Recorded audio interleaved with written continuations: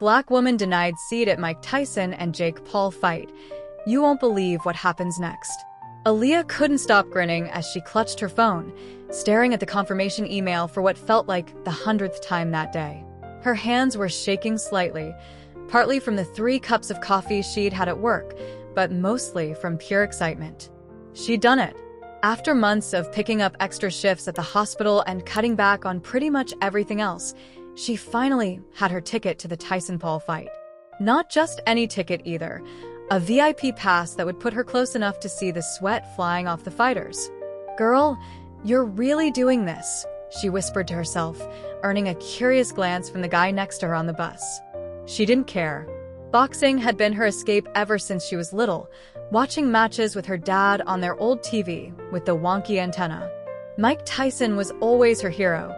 The way he commanded the ring, his raw power combined with surprising speed.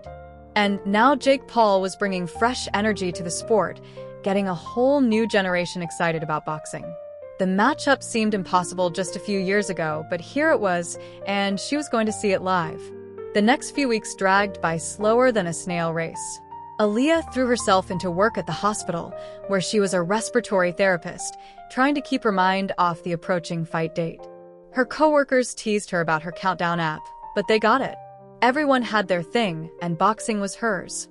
Plus, they'd seen how hard she'd worked for this, picking up holiday shifts nobody wanted and staying late whenever she could. When fight night finally arrived, Aaliyah spent 2 hours getting ready. She wanted to look the part, professional but still stylish. She settled on a fitted blazer over a silk tank top, paired with her favorite black pants and the red bottom heels she'd splurged on last Christmas. Her natural hair was styled in neat box braids, and she'd done her makeup carefully, wanting to fit in with the VIP crowd while still feeling like herself. The Uber ride to the arena felt surreal. The streets were already packed with fight fans, many wearing Tyson or Paul merchandise. Some were pre-gaming at nearby bars, their excited voices floating through the car's closed windows. Aaliyah's driver, an older man with gray hair, noticed her ticket when she double-checked it for the 5th time. "VIP, huh?" he said, glancing at her in the rearview mirror. "You must be someone important." Aaliyah smiled, smoothing her blazer. "Just someone who saved up for something special," she replied. The driver nodded approvingly. "Those are the best kind of special things," he said. "The ones you earn yourself." As they pulled up to the arena, Aaliyah's heart started racing. The building was lit up like a Christmas tree, with massive screens showing highlights from both fighters' careers. Crowds of people streamed toward the entrances, their excitement creating an electric atmosphere that made the air feel charged. She thanked her driver and stepped out, immediately being swept up in the energy of the crowd. The regular ticket holders were being directed to the main entrances, but Aaliyah followed the signs for VIP access. Each step felt like she was walking on clouds. The separate entrance was smaller, with velvet ropes and 2 serious-looking security guards checking tickets. As she approached, Aaliyah held her head high, reminding herself that she had every right to be there. She'd earned this moment, fair and square. The VIP entrance opened into a quieter hallway, the floor covered in thick carpet that muffled the sound of her heels. The walls were lined with framed photos of boxing legends, Ali, Foreman, Tyson in his prime. Aaliyah paused to look at a particularly striking shot of Iron Mike, his intense gaze seeming to stare right through the camera. 20 minutes from now, she'd be seeing that same INT in city in person. A young woman in a sleek black uniform checked her ticket again and guided her toward the VIP section. "You're in one of our best spots," she said warmly. "You'll be able to see everything." As they walked, Aaliyah caught glimpses of the arena through the doorways they passed. The ring stood in the center, bright lights making the white canvas glow. Camera crews were setting up their equipment, and early arrivals were already finding their seats. The VIP section was everything Aaliyah had imagined and more. The seats were wide and comfortable, upholstered in soft leather that made her regular couch feel like cardboard in comparison. Small tables between every few seats held bottles of water and programs for the evening's fights. The view of the ring was perfect, close enough to see the fighters' expressions, but not so close that she'd have to crane her neck. As she settled into her seat, Aaliyah noticed the different types of people around her. There were a few celebrities she recognized from TV, some business-looking types in expensive suits, and what appeared to be family members of the fighters on the undercard. Everyone seemed comfortable, like they belonged there. Aaliyah straightened her shoulders, reminding herself that she belonged too. A server came by offering champagne and fancy finger foods. Aaliyah accepted a glass, sipping it slowly as she watched more people file in. The buzz of conversation around her was different from the roar of the general admission areas she could hear in the distance. Here, people spoke in measured tones about previous fights they'd attended, business deals, and their predictions for tonight's match. "First time in VIP?" asked a friendly voice to her left. Aaliyah turned to see a middle-aged man in a well-cut suit, his smile genuine and curious rather than condescending. "That obvious, huh?" she laughed, feeling a bit more at ease. "Only because you're actually taking it all in," he replied. "Most regulars are too busy checking their phones or networking to appreciate the experience." They fell into an easy conversation about boxing, with Marcus sharing stories about other fights he'd attended. Aaliyah found herself relaxing more, the initial nervousness about being in the VIP section fading away. This was exactly where she was supposed to be. The undercard fights were starting to get underway, and the energy in the arena was building. Each time a boxer landed a significant punch, the crowd's reaction would wash over them like a wave. Aaliyah found herself getting caught up in the momentum, cheering and gasping along with everyone else. During a break between fights, she noticed a few subtle glances from some of the other VIP guests. Most were quick looks, nothing obvious, but there was something in them that made her slightly uneasy. A woman a few seats over whispered something to her companion, both of them looking in Aaliyah's direction before quickly turning away when she noticed. Aaliyah tried to shake off the feeling. She'd dealt with these kinds of looks before in college, at work, in nice restaurants. Usually, she could brush them off, but tonight was supposed to be different. Tonight was her dream come true, and she wasn't going to let anyone's assumptions ruin it. The main event was getting closer, and the arena was nearly full now. The atmosphere was electric with anticipation. Commentators were setting up at their station near the ring, their voices carrying as they did sound checks. Camera operators moved around the ringside area, getting their final shots of the crowd and the empty ring before the big fight. Aaliyah checked her phone, finding several excited messages from her friends and family. "Living the dream, girl," read one from her best friend, accompanied by a string of fire emojis. She smiled, taking a quick selfie with the ring in the background to send back. This was her moment, and despite the occasional uncomfortable glance, she was determined to enjoy every second of it. The lights suddenly dimmed, and the crowd's roar grew louder. The undercard fights were finished, and it was almost time for the main event. Aaliyah's heart was pounding with excitement. In just a few minutes, she'd be watching Mike Tyson and Jake Paul step into the ring. Everything she'd worked for, all those extra shifts and sacrifices, had led to this moment. She was ready. The security guard appeared out of nowhere, his bulk casting a shadow over Aaliyah's seat. She was in the middle of texting her dad about the upcoming fight when she noticed him standing there, his face set in what looked like a permanent frown. Something about his stance made her stomach tighten. She recognized that look, that posture. She'd seen it before in stores and restaurants, in all those places where people decided she didn't belong before even speaking to her. "Ticket check," he said curtly, holding out his hand. The people in the nearby seats turned to watch, their conversations dying down to curious whispers. Aaliyah kept her voice steady as she reached for her clutch. "Sure," she said, pulling out the ticket she'd already shown twice before. "Here you go." The guard took it, turning it over in his hands like he was examining a counterfeit bill. His eyes moved from the ticket to Aaliyah, then back to the ticket again. The silence stretched uncomfortable long, broken only by the distant sounds of the arena and the murmurs of the people around them. "This is a VIP ticket," he stated, as if reading a foreign language. "Yes, it is," Aaliyah replied, fighting to keep the irritation out of her voice. "I bought it months ago." The guard's eyebrows rose slightly. "Directly from the venue?" "Through their official website," Aaliyah said, pulling out her phone. "I have the confirmation email right here." But the guard wasn't interested in her phone. He was looking around the VIP section, his eyes scanning the other guests as if trying to spot something out of place. Aaliyah felt her face growing warm, aware that more people were watching now. The friendly man who had chatted with her earlier, Marcus, was frowning at the scene unfolding beside him. "Is there a problem?" Marcus asked, his voice carrying a hint of challenge. The guard ignored him, still focused on Aaliyah. "Ma'am, I'm going to need you to come with me to verify this ticket." Aaliyah's heart started pounding, but not from excitement this time. "Verify? I've already shown it at 3 different checkpoints." It was verified at the VIP entrance. What exactly needs to be verified now? Her question hung in the air, loaded with implications that everyone in earshot understood. A woman a few rows back muttered something that sounded like ridiculous, but Aaliyah couldn't tell if she was commenting on the guard's behavior or Aaliyah's presence. "It's protocol," the guard insisted, though Aaliyah noticed he wasn't checking anyone else's tickets. "Please come with me." Aaliyah looked around, seeing a mix of expressions on the faces watching them.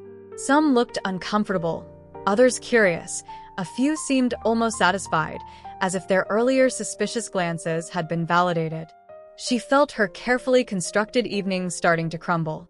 "I'd like to speak to your supervisor," she said firmly, remembering all the times her mother had told her to stand her ground, but to do it smart. "If there's a problem with my ticket, let's handle it properly." The guard's face hardened. "Ma'am, either you come with me now to verify your ticket, or I'll have to escort you out of the building." The threat hung heavy in the air. Aaliyah felt a familiar burning behind her eyes, but refused to let tears form. She hadn't cried when this happened at the upscale restaurant last year, or at the designer boutique where the saleswoman had followed her around like a shadow. She definitely wasn't going to cry now. Marcus started to stand up, but Laya shook her head slightly. Having a white man defend her, while well-intentioned, wasn't the solution. This was her fight, and she needed to handle it her way. "Fine," Aaliyah said, gathering her belongings with deliberate slowness. "Let's verify the ticket." Again. She stood up, smoothing her blazer and adjusting her purse strap across her body. The movement was casual, but it was also a small act of defiance, showing everyone watching that she wasn't being dragged away. She was choosing to deal with this nonsense professionally. The walk from her seat felt endless. Every step echoed in her ears, despite the carpet and the growing noise from the arena. People moved their legs aside to let them pass, some avoiding eye contact, others staring openly. Aaliyah kept her head high, her heels clicking against the floor in a steady rhythm that matched her heartbeat. "This way," the guard said, leading her toward a service corridor. The contrast between the plush VIP section and the stark hallway was jarring. The carpet gave way to concrete, the elegant lighting replaced by fluorescent bulbs that made everything look harsh and uninviting. They passed several staff members who gave curious looks but said nothing. Aaliyah noticed a few of them exchanging glances, and she wondered if they did this often, pulled people out of the VIP section for verification. Somehow, she doubted the middle-aged white men in business suits got the same treatment. The guard stopped at a plain door marked security office and held it open, waiting for her to enter first. The room beyond was small and utilitarian, a desk with a computer, a few chairs, and a wall of security monitors showing different areas of the arena. Another security guard was already inside, along with a man in a suit who looked like he might be in management.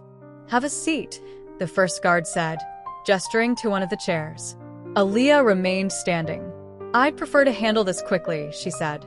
"The main event is starting soon, and I paid good money to see it." The man in the suit stepped forward, introducing himself as Mr. Peterson, the evening's security coordinator. His smile was practiced, professional, and completely failed to reach his eyes. "We just need to verify the authenticity of your ticket," he explained, holding out his hand. "May I?" Aaliyah handed over her ticket again, along with her ID and phone. "The confirmation email is open," she said. "You can see the purchase details, the seat assignment, everything." Peterson examined each item carefully while the guards stood by the door, as if they expected her to make a run for it.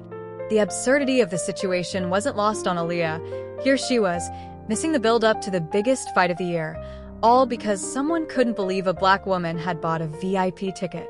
The silence in the room was heavy, broken only by the muffled sounds of the arena and the quiet tapping of Peterson's fingers on his keyboard as he checked something on the computer. Aaliyah could feel her chance of seeing the fight's opening slipping away with each passing minute. "Everything seems to be in order," Peterson finally said, his tone suggesting he was somewhat surprised by this discovery. "Your ticket is valid."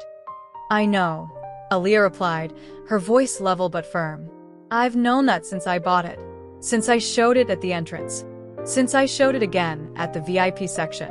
And since I showed it to your guard, who decided to question it anyway." Peterson had the grace to look slightly uncomfortable. "We have to be thorough with our security checks," he began, but Aaliyah cut him off. "No, what happened out there wasn't about security. We both know what it was about." She took a deep breath, steadying herself. "And now that we've established that I have every right to be in that VIP section, I'd like to return to my seat. The seat I paid for. The seat I earned." The guards looked to Peterson, who nodded SL. "Owlie." "Of course. Johnson will escort you back." "I don't need an escort," Aaliyah said. "I know the way, and I think I've had enough security attention for one night." She turned and walked out before anyone could respond, her hands trembling slightly, but her step steady. The walk back felt different. Her anger had burned away the last traces of nervousness about being in the VIP section. She belonged there as much as anyone else, and she had proved it, even though she shouldn't have had to. As she approached her seat, she could hear the growing excitement in the arena. The main event was about to begin, and she'd nearly missed it because of someone's prejudice. But she was here now, and she wasn't going to let anyone take this moment from her. The office felt smaller with each passing minute. Aaliyah sat straight-backed in an uncomfortable plastic chair, her ticket and ID still spread out on the desk like evidence at a trial. The fluorescent lights buzzed overhead, creating an artificial atmosphere that made everything feel slightly surreal. She watched as the manager, who had introduced himself as David Richardson, picked up her ticket for what must have been the 10th time. "Look," Aaliyah said, breaking the tense silence, "we both know my ticket is real. We both know I bought it legally. What we're really doing here is dancing around the real issue." Richardson shifted in his chair, his collar suddenly seeming too tight. The security guard who'd first confronted her, Johnson according to his name tag, stood by the door like a statue, his arms crossed defensively across his chest. "Miss Thompson," Richardson started, using the formal tone people often adopt when they're about to say something they know isn't quite right, "we have procedures we need to follow. Security is a top priority at our venue." "Funny," Aaliyah replied, her voice steady but carrying an edge. "I've been watching the VIP section all night. Haven't seen anyone else getting their ticket verified multiple times. Haven't seen anyone else being pulled out of their seat. What makes my situation so special that it requires all this extra security?" The question hung in the air like smoke, making everyone in the room uncomfortable. Through the walls, they could hear the distant roar of the crowd. The fight was getting closer, and here she was, stuck in this office dealing with what she knew was plain old discrimination dressed up as security concerns.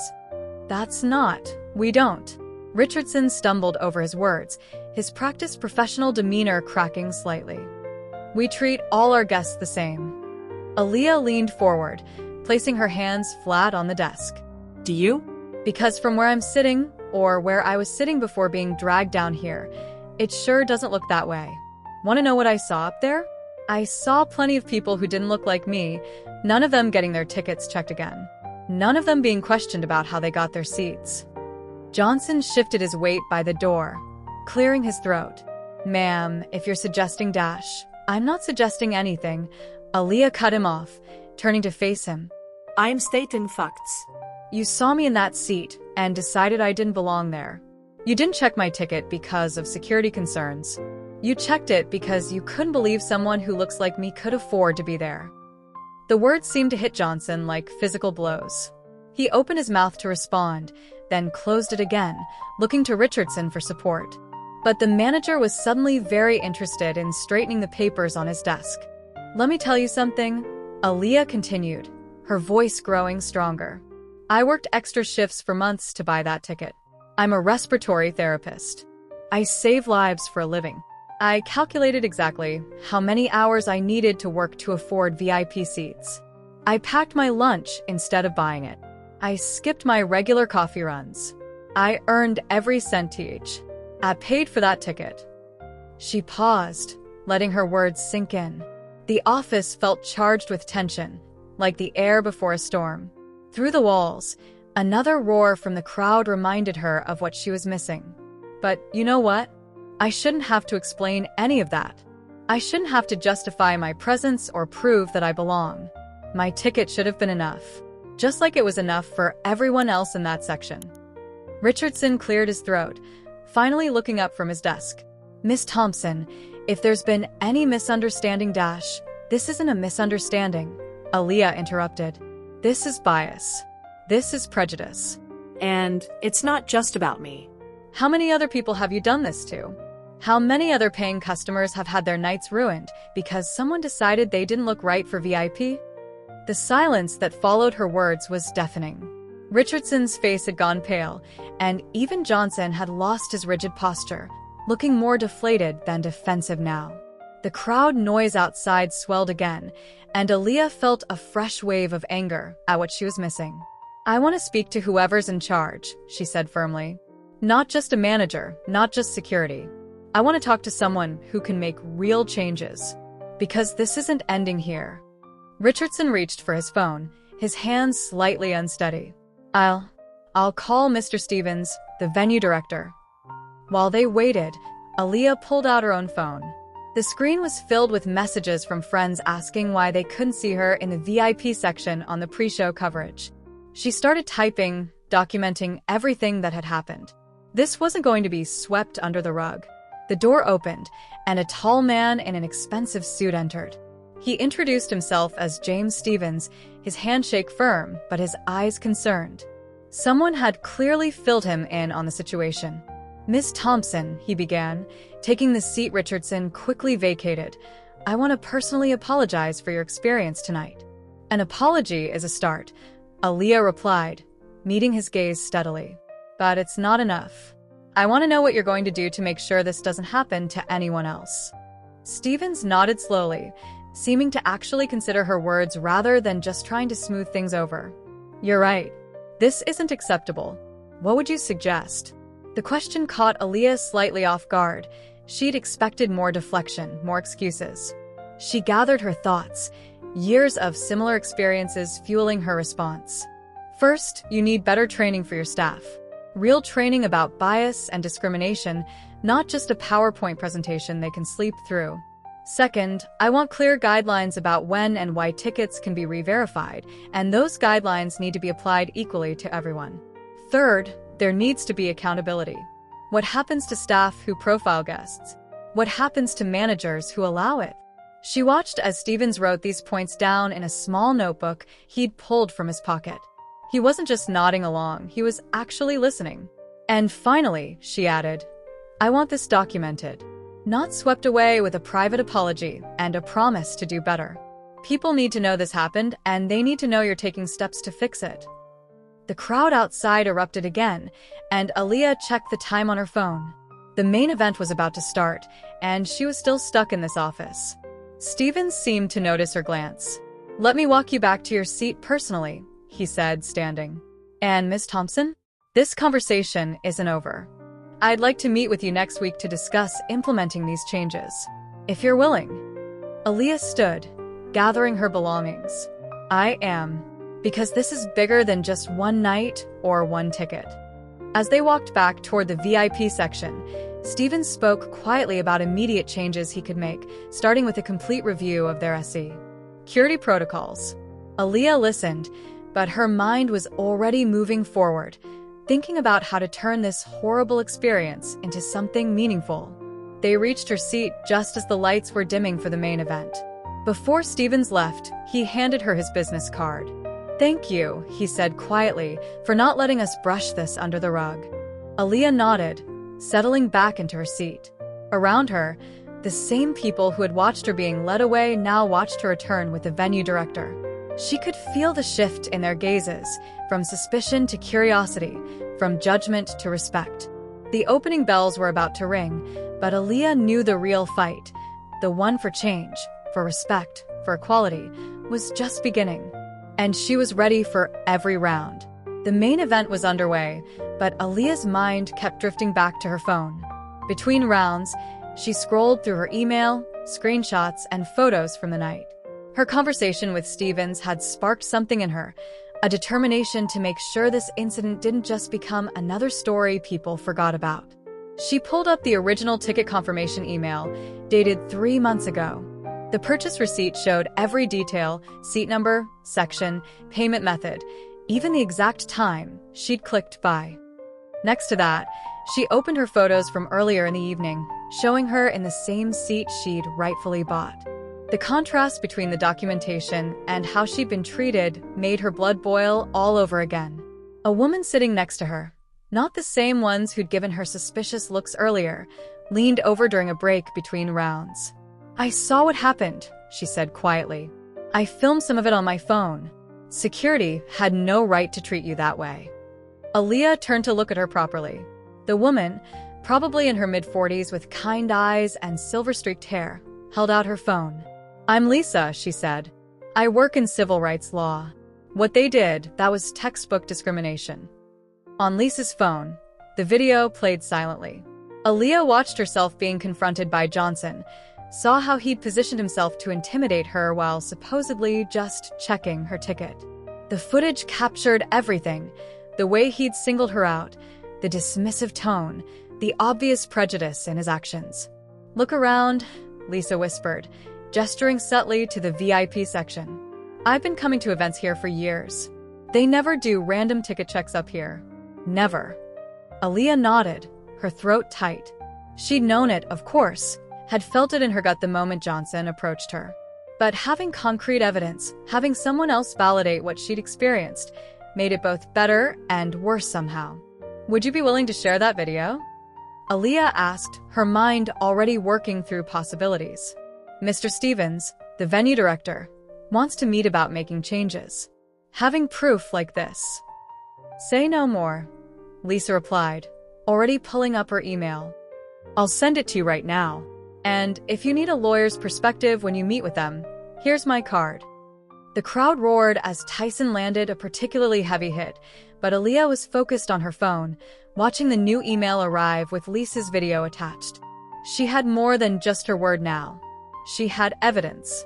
During the next break between rounds, Aaliyah noticed other people in nearby seats watching recordings on their phones.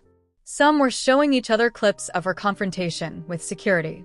The incident had clearly caught attention, and in the age of social media, attention could be powerful. Marcus, the friendly man who'd tried to intervene earlier, turned to her again. "I've got some footage too," he said. "And I'm pretty sure the guy 2 rows back got the whole thing. Want me to ask him?" Aaliyah nodded, feeling a strange mix of emotions. The fight she'd saved months to see was happening right in front of her, but she found hers. LF more invested in gathering evidence of what had happened in the VIP section. Maybe this was its own kind of fight, one just as important as what was happening in the ring. She opened her notes app and started typing, documenting everything while it was fresh in her mind. The exact words Johnson had used. The way Richardson had fumbled through excuses in the office. Stevens' promises of change. She included times, names, descriptions. If they were really going to address this problem, they needed to know exactly what had happened. Between rounds, Aaliyah's phone buzzed with more messages. People who'd witnessed the incident were reaching out, offering their own accounts. Someone had posted about it on Twitter, and the story was starting to circulate. The hashtag VIPWhileBlack was gaining traction, with others sharing similar experiences at venues across the country. A young man in a suit approached during the next break, apologetically interrupting her conversation with Lisa. "I'm Jason Wu, from the venue's PR team," he said, handing her a business card. "Mr. Stevens asked me to get your contact information. We want to make sure we handle this appropriately." Aaliyah took his card, noting how quickly the venue was moving now that they realized this wasn't going away quietly. "I'm meeting with Mr. Stevens next week," she said. I'll be bringing documentation of what happened tonight. Jason nodded, looking both professional and genuinely concerned. We'd appreciate that. We need to understand exactly where our security protocols failed. He paused, then added more quietly, "For what it's worth, I'm really sorry this happened. It's not what we want our venue to be about." As he walked away, Lisa leaned over again. "Keep everything," she advised. "Every email, every video, every tweet. Build your case. Make it impossible for them to minimize this." The fight continued in the ring, but Aaliyah's phone kept lighting up with notifications. More videos were being shared. More witnesses were speaking up. The story was growing beyond just her experience, becoming a conversation about who belongs in VIP spaces and who gets to decide. During another break, she noticed Johnson standing at the edge of the VIP section, watching the crowd. Their eyes met briefly, and he quickly looked away. She wondered if he realized yet how his actions had sparked something bigger than just one ticket check. Marcus returned with more evidence. The man 2 rows back had indeed captured the whole confrontation, including parts Aaliyah hadn't seen because they happened after she was led away. In that footage, other VIP guests could be clearly seen questioning the security guard's actions, pointing out the obvious discrimination. "You know," Marcus said as he helped her save the new video, "I've been coming to fights here for years. Never seen them check anyone's ticket once they're in their seat. Never." He shook his head. "What happened to you? It wasn't right. And now there's proof." Aaliyah organized all the evidence into a folder on her phone, naming it VIP Incident. Inside, she had the original ticket purchase, photos from throughout the night, videos from multiple angles, witness statements, and her own detailed account. It was becoming impossible to dismiss this as a simple misunderstanding or an overzealous security guard. The final round was approaching, and Aaliyah found herself taking photos of the VIP section itself. The demographic makeup was obvious. She was one of very few people of color in the premium seats. That too was evidence, she realized. Evidence of why someone like Johnson might assume she didn't belong.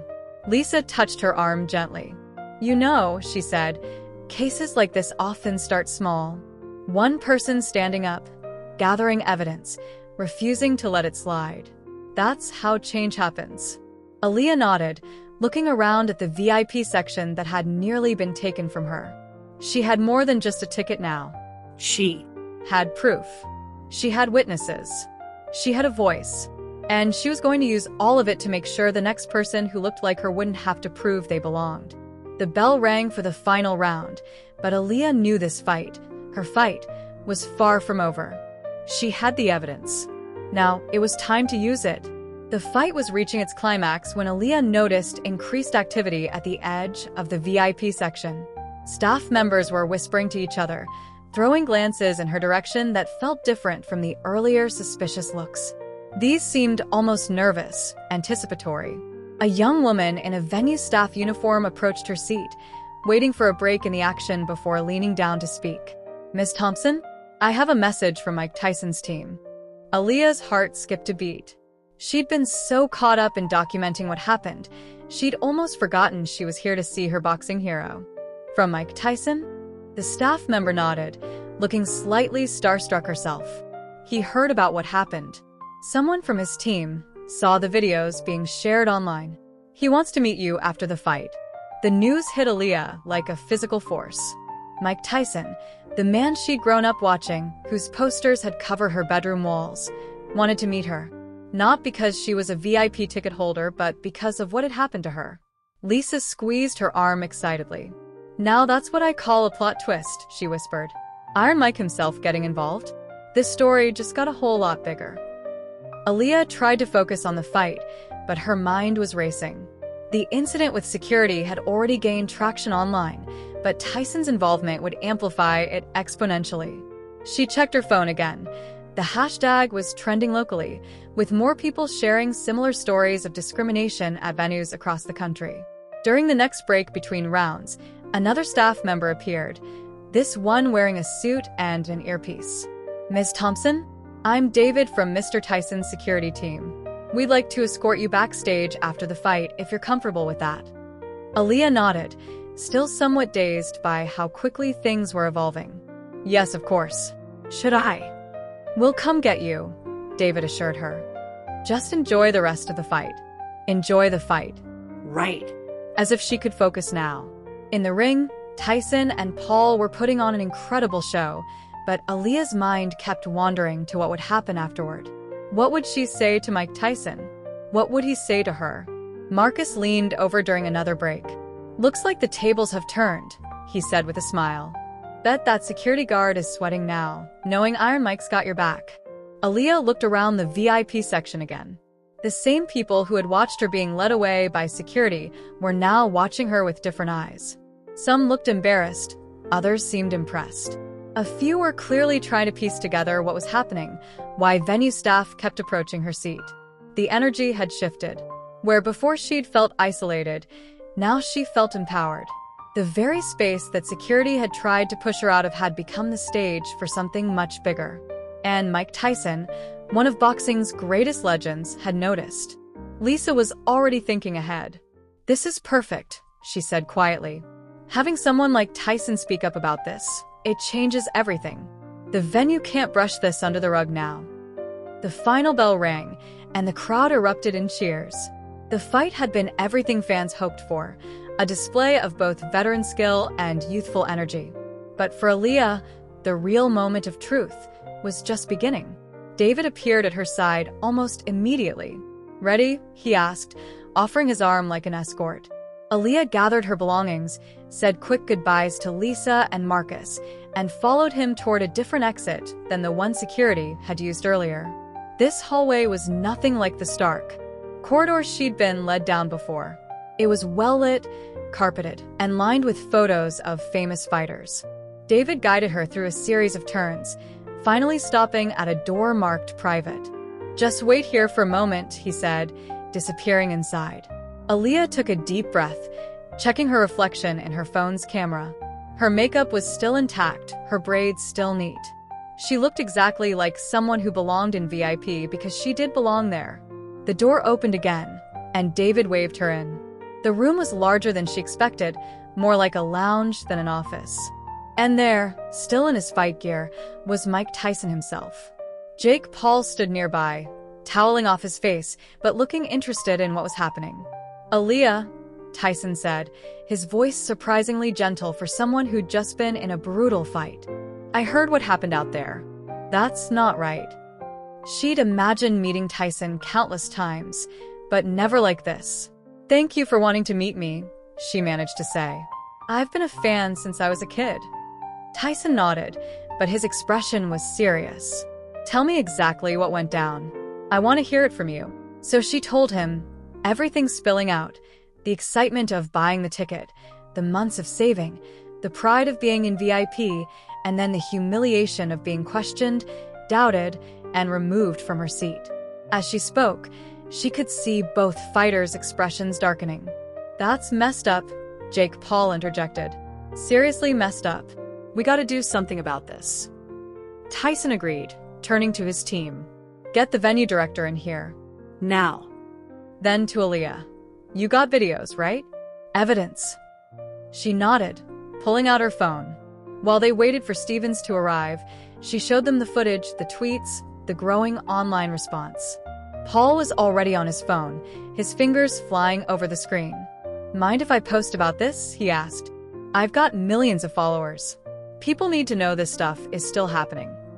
Before Aaliyah could respond, Stevens burst into the room, looking flustered. His eyes widened when he saw who was waiting for him. Tyson didn't waste any time. "Your security tried to throw her out of VIP," he said, his voice carrying that famous intensity. "Because what? She didn't look like she could afford the ticket? That's not happening in my house." Stephen started to stammer about protocols and procedures, but Paul cut him off. "Man, save it. We all know what this was. The question is, what are you going to do to fix it?" Aaliyah watched as the venue director seemed to shrink under the combined scrutiny of two generations of boxing stars. This wasn't just about her ticket anymore. This was about every person who'd ever been made to feel they didn't belong somewhere because of how they looked. Mr. Stevens, she said, her voice steady, remember how we talked about making real changes? Now's your chance to prove you meant it. The room fell silent, all eyes on Stevens. In that moment, Aaliyah felt the full weight of what was happening. Her story wasn't just trending on social media now, it had the attention of two of boxing's biggest names. Change wasn't just possible, it was inevitable. And it had all started with one VIP ticket and the courage to stand up and say, I belong here. The next morning, Aaliyah woke up to her phone practically buzzing off her nightstand. She grabbed it, still groggy, and was immediately overwhelmed by the notifications. The video Jake Paul had posted had gone viral overnight, racking up millions of views. Her own social media accounts were flooded with messages of support, shares, and interview requests from news outlets. She sat up in bed, trying to process it all. The night before felt almost like a dream. The fight, the discrimination, meeting Tyson and Paul, everything. But the evidence was right there on her screen. The hashtag #VIPWhileBlack was now trending nationally, with people sharing similar story. ES from venues across the country. Her phone rang. It was Lisa, the lawyer from the VIP section. Have you seen the morning news? She asked without preamble. You're everywhere. Local stations are running the story, and some national outlets are picking it up too. Aaliyah switched on her TV, flipping to a news channel. Sure enough, there she was, footage from the VIP section playing while anchors discussed the incident. They cut to a clip of Mike Tyson speaking to reporters after the fight. This ain't about one ticket or one night, Tyson was saying, his voice carrying that unmistakable power. This is about respect. About who gets to feel comfortable in spaces they paid to be in. And let me tell you something, Aaliyah Thompson belongs in any VIP section she wants to be in. The support was overwhelming, but Aaliyah knew this was about more than just her. She thought about all the people sharing their own stories of discrimination, all the time someone had been made to feel they didn't belong somewhere because of how they looked. Her doorbell rang. It was her parents. Her dad hugged her tight as soon as she opened the door. Baby girl, he said, his voice thick with emotion. I'm so proud of you for standing up for yourself. Her mom was already setting up her laptop on Aaliyah's kitchen table. We're going to handle this right, she said with determination. All these media requests, all these people wanting to hear your story, we're going to use this platform. They spent the morning sorting through emails and messages. News stations wanted interviews. Civil rights organizations wanted to connect. Venue management from across the country were reaching out, claiming they wanted to review their own security protocols. Look at this, her dad said, showing her his phone. Jake Paul had posted again, announcing he was starting an initiative to combat discrimination in entertainment venues. He wanted Aaliyah to be part of it. Lisa called again with updates. The venue's lawyers are scrambling, she reported. They want to meet tomorrow. They're talking about policy changes, sensitivity training, the works. But here's the thing, we can push for more. This isn't just about one venue anymore.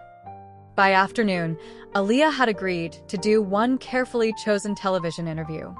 She sat in the local news studio, cameras pointed at her, but she wasn't nervous.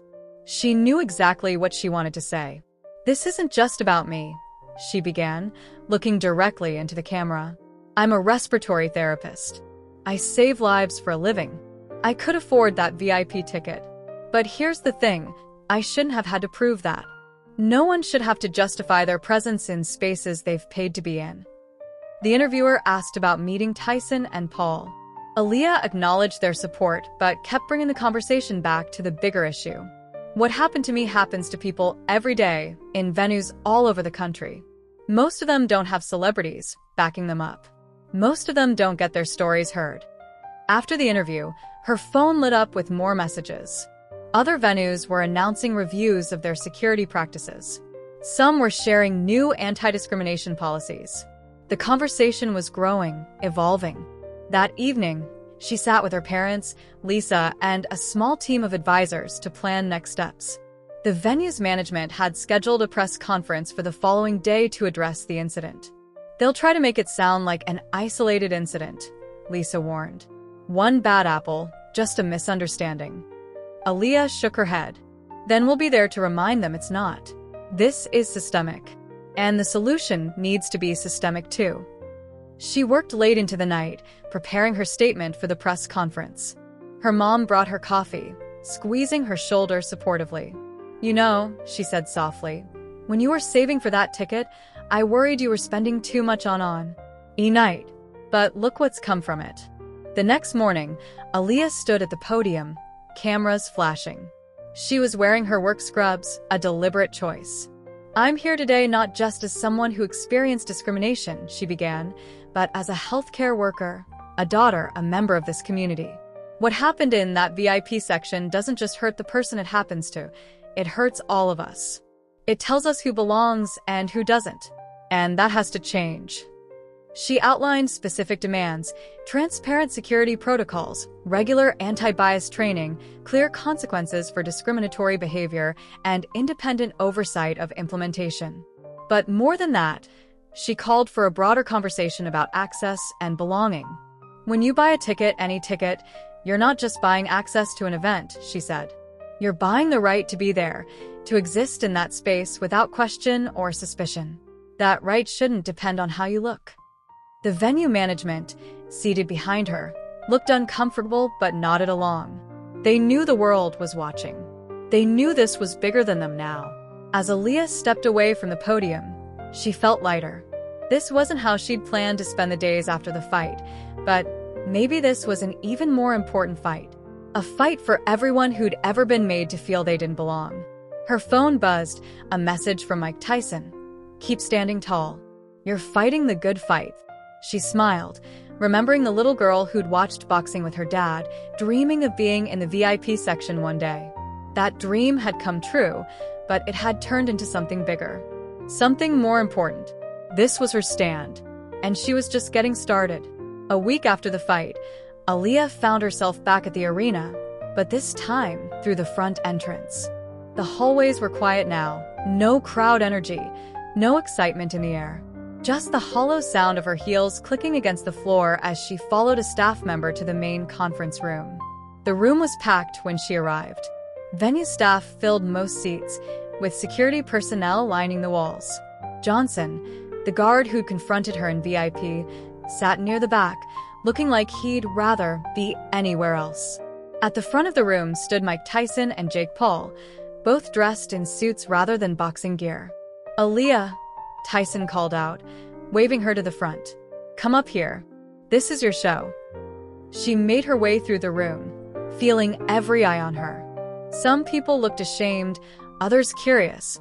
A few seemed resistant. Good, she thought. This wasn't supposed to be comfortable.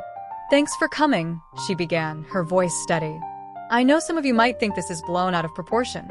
One ticket check, one misunderstanding. What's the big deal? Well, I'm here to tell you why it is a big deal." She clicked to the first slide of her presentation. It showed screenshots of hundreds of social media posts, all sharing similar stories of discrimination at venues across the country. "This isn't about one night or one security guard," she continued. "This is about a system that makes assumptions based on how people look. A system that says some people belong in VIP and others don't. A system that needs to change." Jake Paul stepped forward, his usually playful demeanor serious. "I've been in VIP sections all over the world," he said. "Never once had my ticket checked after I was seated. Never once had security question whether I belong there. That privilege? It's real. And it's wrong." Tyson nodded, his presence commanding attention even in silence. When he spoke, his words carried the weight of decades in the spotlight. "Boxing taught me respect ain't given freely. Sometimes you gotta fight for it. But nobody should have to fight for respect they already paid for." Aaliyah shared her story again, but this time she focused on the details the staff needed to hear. The subtle ways bias showed up. In their actions. The impact of routine checks that weren't routine at all. The cost, not just to individuals, but to the venue's reputation and community trust. She played the videos from that night, making everyone watch as Johnson approached her seat, as she was led away, as other VIP guests watched in discomfort. The room was silent except for the sound from the footage. "That silence," she said, pausing the video. "That's complicity.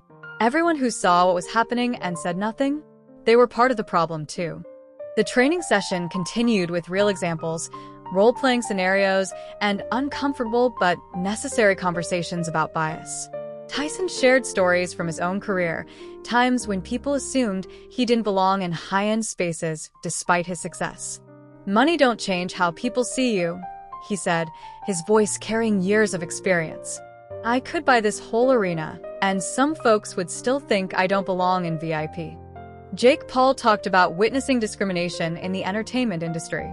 "We can't just post black squares on Instagram and think we've done enough," he said. "Real change happens when we call out bad behavior and actually do something about it." During a break, Johnson approached Aaliyah. He looked different now, smaller somehow, less sure of himself. "I've been thinking a lot about that night," he said quietly. "About all the times I've done random checks that weren't really random." I'm sorry. Aaliyah nodded, appreciating his honesty, but knowing one apology wasn't enough. "Use that awareness," she told him. "Next time you feel that impulse to check someone's ticket, ask yourself why. Really why?" The afternoon session focused on concrete changes. Stevens presented the venue's new security protocols, developed with input from civil rights organizations and industry experts. Every policy had been reviewed, every procedure questioned. "No more discretionary ticket checks," Stevens announced. "If we need to verify tickets, it happens at entry points only, and it happens for everyone. No exceptions." The new policies included regular anti-bias training, clear reporting procedures for discrimination, and consequences for staff who violated them. But more than that, they included metrics for measuring success and independent auditors to ensure compliance. "This isn't just about rules on paper," Aaliyah explained. "It's about creating a culture where everyone feels welcome, where belonging isn't determined by how you look."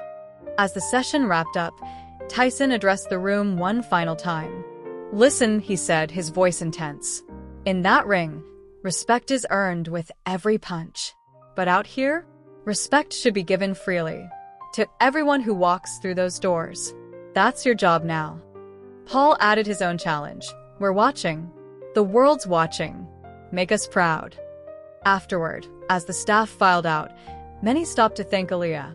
Some shared their own stories of witnessing discrimination, of wanting to speak up but feeling powerless.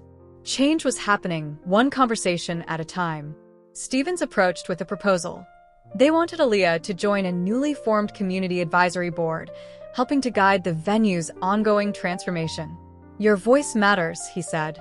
"Your experience matters. Help us do better."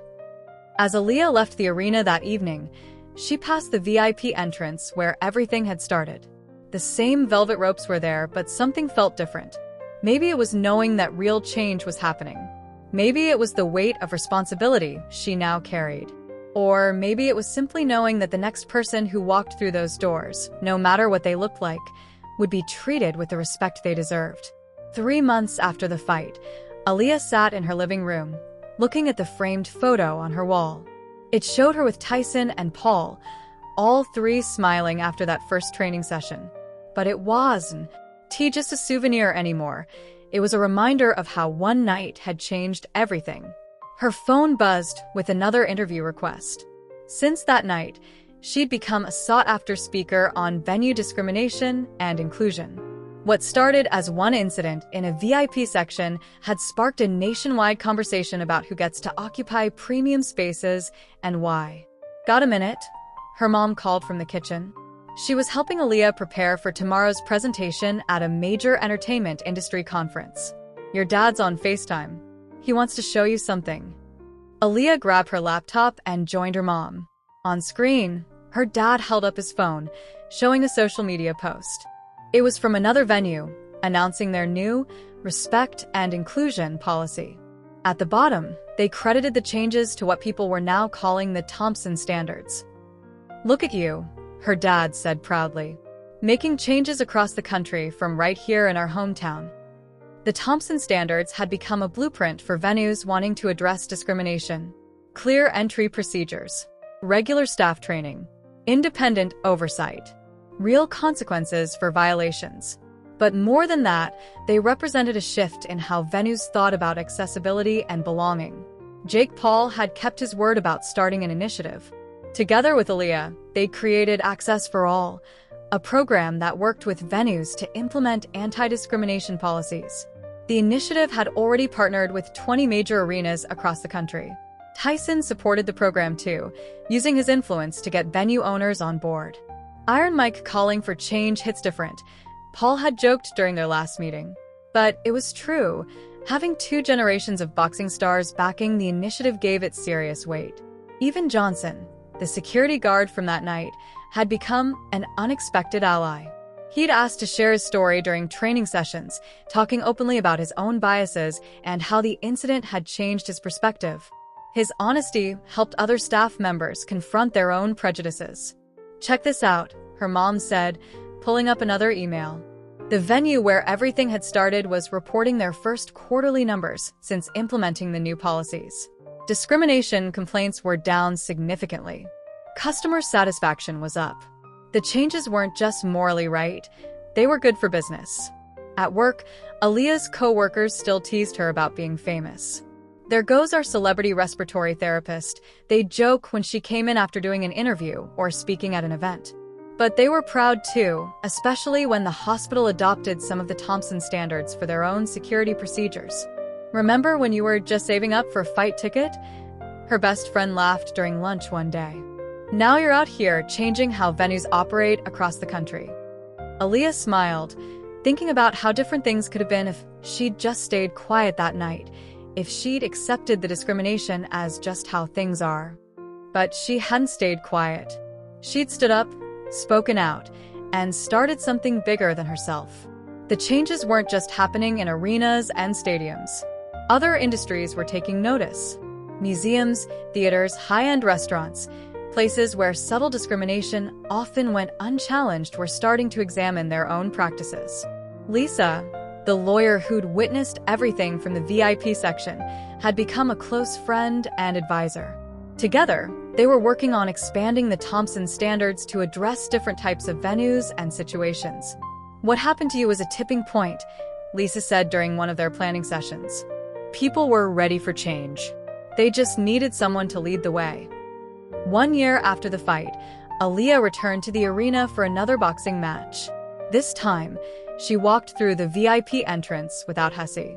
Tatayan. The security staff greeted everyone the same way, checked everyone's tickets at the same points. No assumptions, no extra scrutiny, no subtle signs of suspicion. In the VIP section, she noticed the difference immediately. The crowd was more diverse. People seemed more relaxed, more focused on enjoying the event than wondering if they'd be questioned about belonging there. A young black woman sitting nearby caught her eye and smiled in recognition. "You're Aaliyah Thompson," she said. "Thank you. Because of you, I walked in here tonight knowing I wouldn't have to prove I belonged." After the match, Aaliyah met up with Tyson and Paul, who were there supporting another fighter. They talked about the changes they'd seen, the work still to be done, the momentum that kept building. "You know what the real victory is?" Tyson said, looking around the VIP section. "It's not just that things are different here. It's that people now expect things to be different. They demand it." Paul nodded, adding, "And when they're not different, they speak up. One voice becomes many." Aaliyah thought about that little girl who used to watch boxing with her dad, dreaming of being in the VIP section one day. She'd achieved that dream, but she'd also helped create something more important, a world where other dreamers wouldn't have to fight just to occupy the spaces they'd earned. That was the real transformative victory. Not just changing rules or policies, but changing expectations. Changing what people would accept. Changing how they saw themselves and others in spaces that belonged to everyone who could afford to be there. As she left the arena that night, Aaliyah passed the spot where she'd been confronted a year ago. The same velvet ropes were there, but they didn't represent exclusion anymore. They marked a boundary that anyone could cross, as long as they had a ticket. No extra questions. No extra scrutiny. Just respect. That was the transformation. That was the victory. Disclaimer: this channel does not support or tolerate any form of discrimination, racism, prejudice, or violation of human rights. The stories presented here are original and created by the author with the aim of promoting reflection, awareness, and dialogue. All content is developed with respect for diversity and the dignity of all people.